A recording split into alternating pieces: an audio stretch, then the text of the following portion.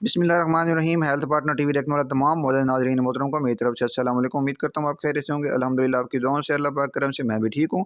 Friend, अक्सर औक़ात ये सवाल पूछा जाता है कि मंगल और बुध के दिन बड़ा गोश्त क्यों नहीं बनाया जाता बड़े जानवर का, इसके पीछे क्या वजह है। आज की वीडियो में हम आपके साथ ये सारी डिटेल के साथ ये चीज़ें डिस्कस करेंगे। अगर आपको पहले से इसका इल्म है तो आप कमेंट में हमें बताएँ और हमारे साथ शेयर करें। तो आपके कमेंट का हमें इंतज़ार रहेगा।